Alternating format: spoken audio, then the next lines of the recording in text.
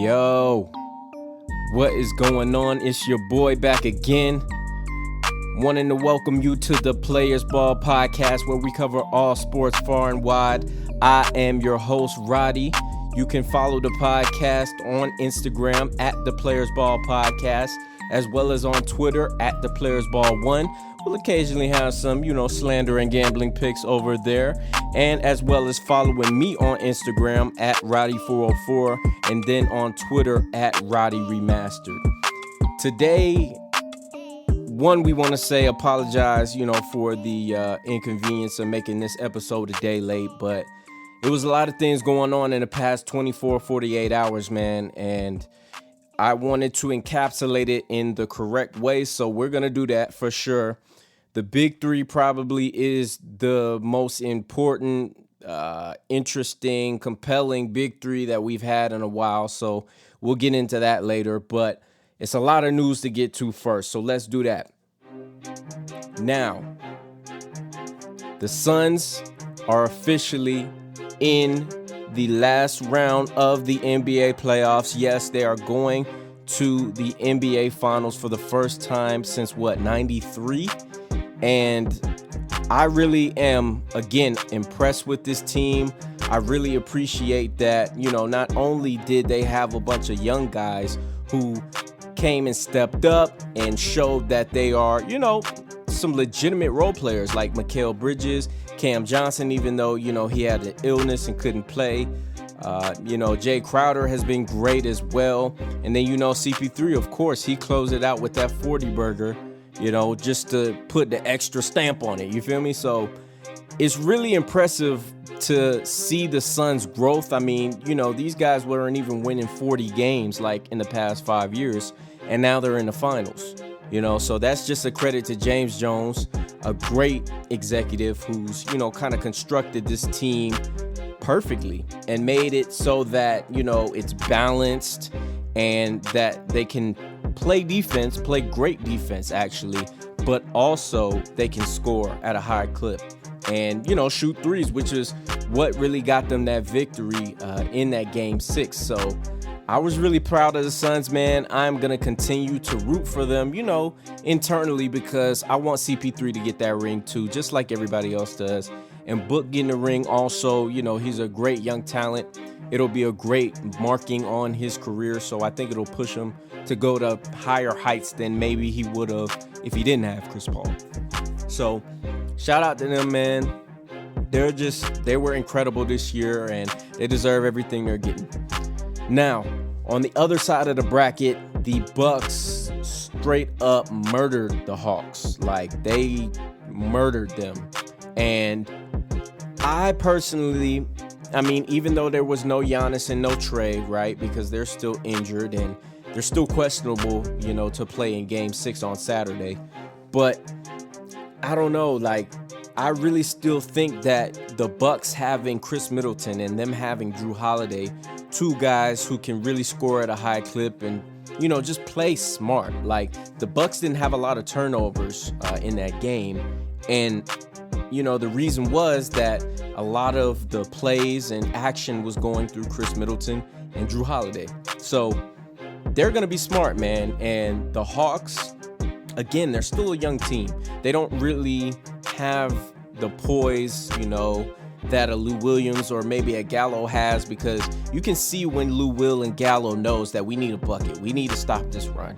We need to have an efficient possession here because this is the nature of the game. And not all of the players know that. John Collins, he's still getting adjusted to that. Kevin Huerter, he's still, becoming accustomed to that as well. And while I do understand that, it's a little difficult without your star, I think that somebody's got to step up, at the end of the day. And I think they will. I think Bogey, when we get back home, is going to be great. I think Gallo's still going to be good because he's been good all season and all series, really. But I really think that the Hawks' key to winning is John Collins. Again, being aggressive, being that number 2 option that he believes he is, and having him take over the scoring a little bit, because he's been a little too passive for me, especially when the Hawks are trying to make these comebacks, when they're down the stretch in these important moments. He's not really, I know he's a forward, so, he's going to be having less plays run to him, right? But even then, I'm still feeling like this man could be a little bit more aggressive out there and hold his own a little bit more, but that's just me. So Game 6, Saturday, we'll see what happens, but I'm a little nervous and I want Trey back. But to go across the pond, Euros is coming back. This is the round of 8. I guess the Elite 8, but, the round of 8 is what they call it. So on Friday, we're going to have, in the early matchup, Spain and Switzerland. To me, I think the Swiss have been really good. I'm not going to sit here and say that they have one of the most uber-talented teams left. But I really feel like, barring anything crazy happening, Spain, they're a very technical team. They have veterans. They have young prodigies in Pedri and, Ferran Torres and, all these guys who are on their squad who have been pretty good in this tournament. And they finally seem to find their goal-scoring touch as well. They scored 10 goals in their last 2 matches. So no droughts there. So I just really expect for them to be better.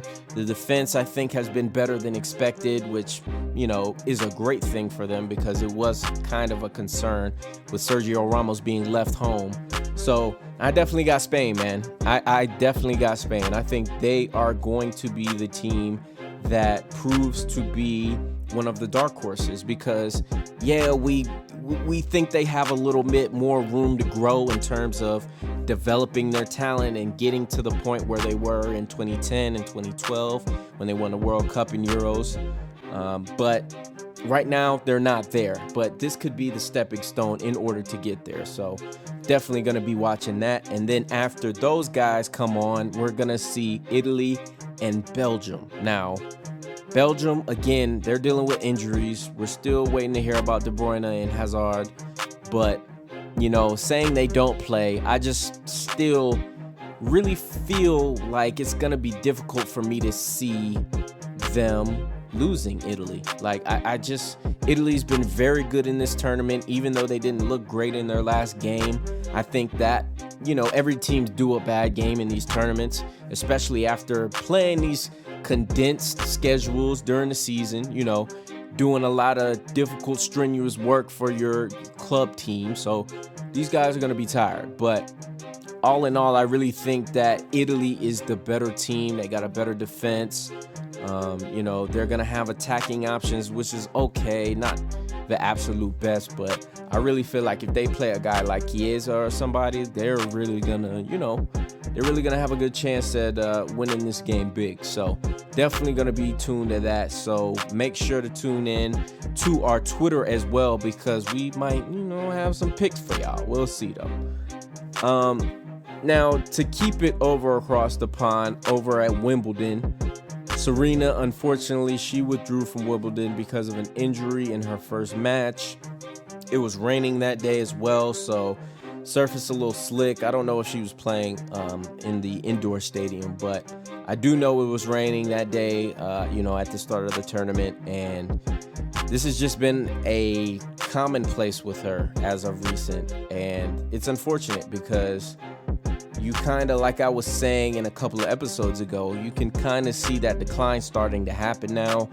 We've witnessed so many great moments with her. We want to hold on and keep that going, but, ultimately she's human too, and she's got a beautiful family, so I'm sure she's not even really tripping on tennis now. Like, she don't trip on money. She hasn't done that in a while either, so she just wants to probably live her life, and tennis is still very important and something she loves, but she's ready to, be healthy, not have to worry about all that stuff, and just be Serena. So even though she's injured and, it wasn't like she withdrew because she didn't want to play, I think she should take this time to, just enjoy it and get ready for the U.S. Open if she wants to enter it.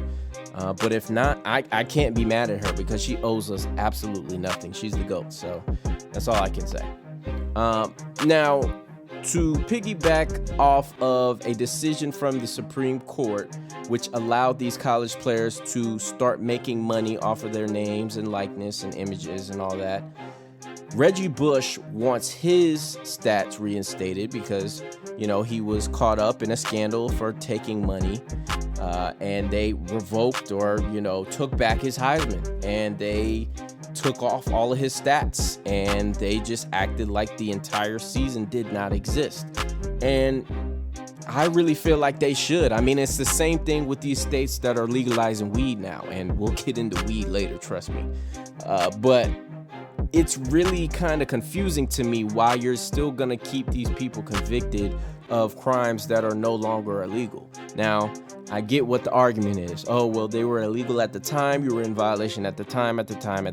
But if we have newfound evidence, if we have newfound not only, criminal perspective in our justice system, but public perception, if there's just a whole cultural shift, I feel like it should be looked at.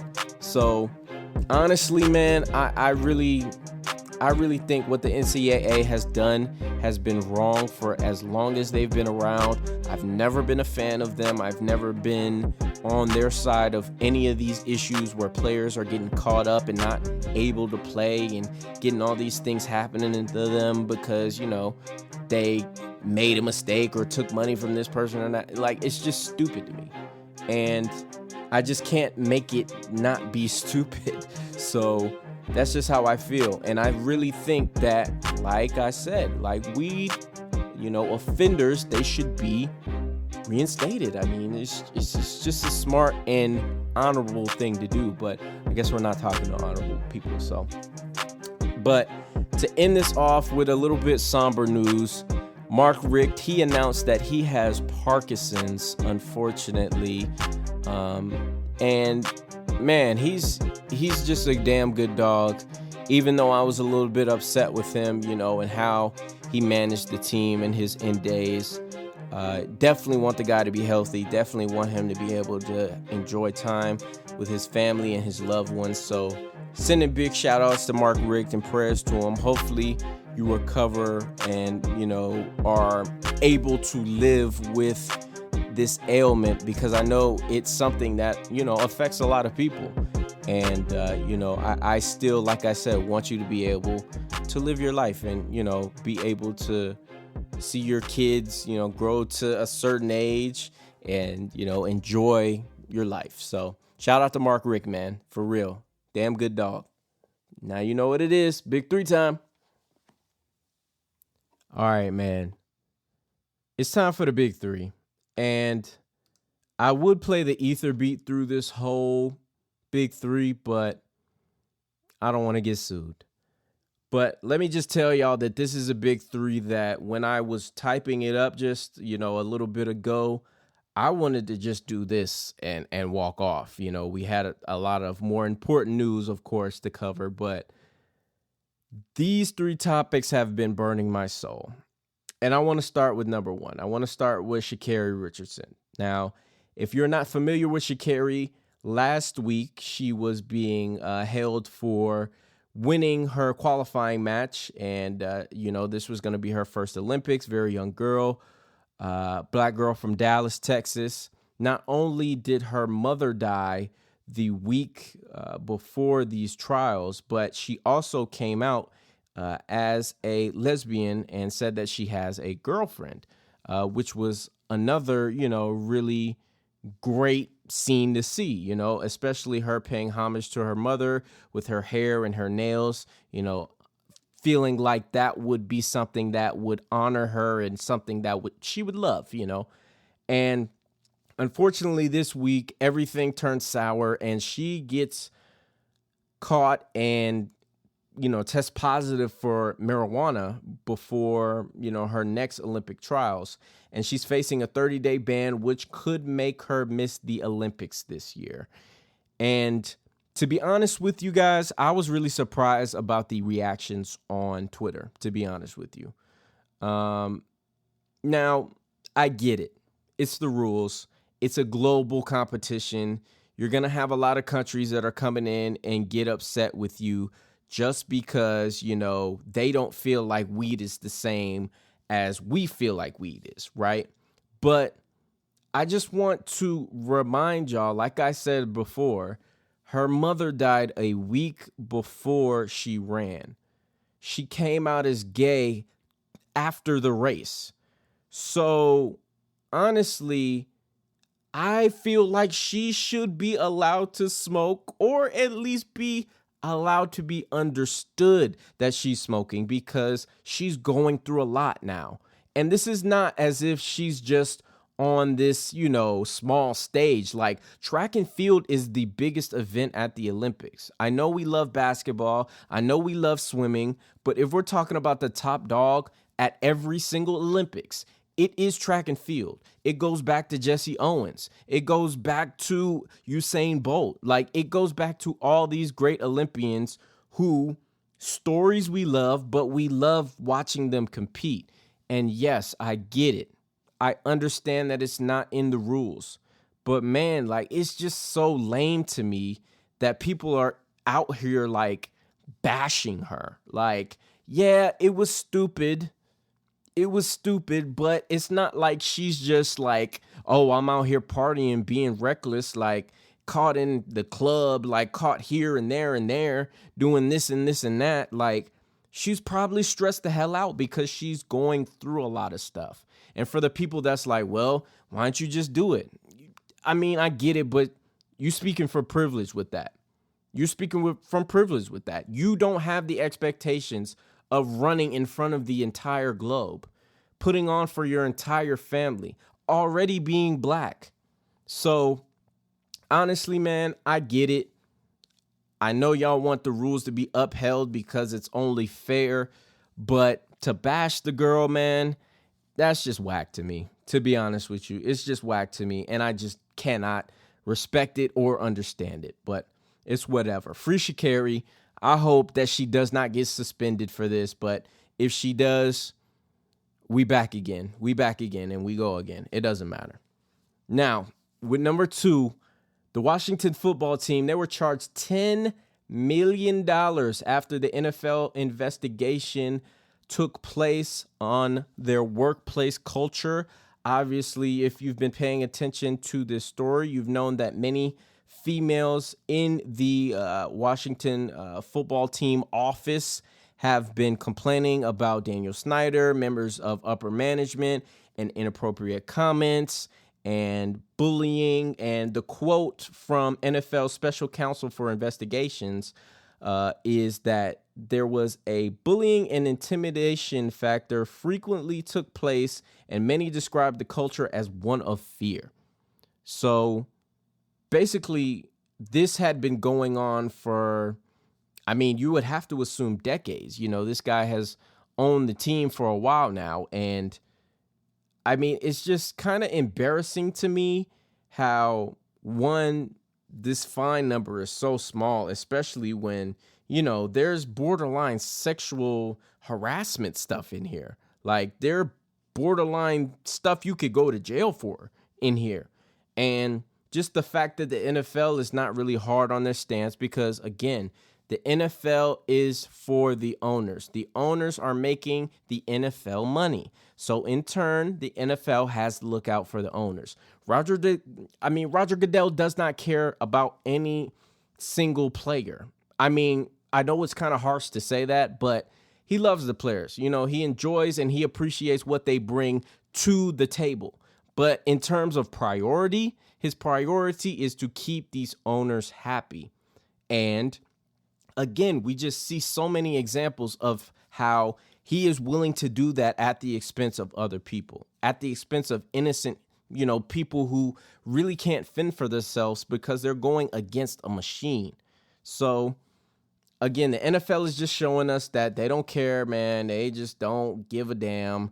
They doing whatever they want to do, and they're going to protect the interests of their owners at all costs. So we should stop expecting them to uphold any type of laws or morals or ethics or anything, man. So, but that's just me.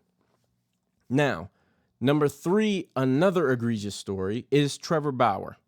Now, Trevor Bauer is a highly touted pitcher for the Los Angeles Dodgers. He is alleged of sexually assaulting a woman that he met on Instagram, and they spoke about having, rough sex, and apparently Bauer choked her until she was unconscious and penetrated her while she was unconscious, which that's rape. There's no gray area there. That is rape.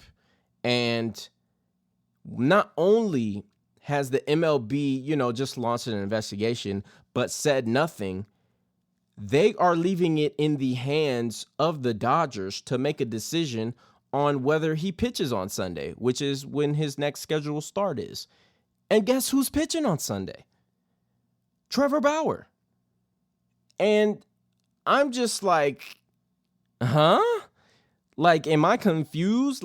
Is anybody else hearing and reading the same things that I'm reading? Because maybe we're on a different page. Maybe this is in a different language, because I'm not really sure why Dave Roberts is saying, well, we're waiting on word from MLB. We're waiting on, you have a guy who is potentially, if he's convicted of any crimes, you could put this under a rape statute.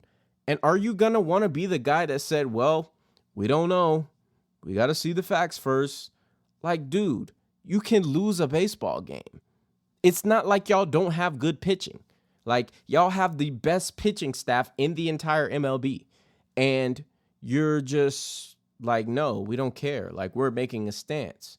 So, again, these leagues and these teams and these players and these people who associate themselves with the business of sports, they're just showing you again and again their disdain for women, which is really shocking and appalling to me.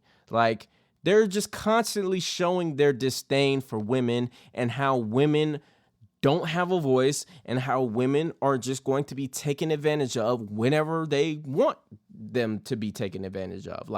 That's just the era that we're in right now and that we've been in forever. And it's just sickening to me. And it's just unexplainable how these things can continue to happen and there just be this little to minimal pushback. Again, we're so dedicated to getting what we want in this country, bigger, macro level observation here. But we're so into getting what we want when we want it without interruptions that we just step over whoever in order to do so.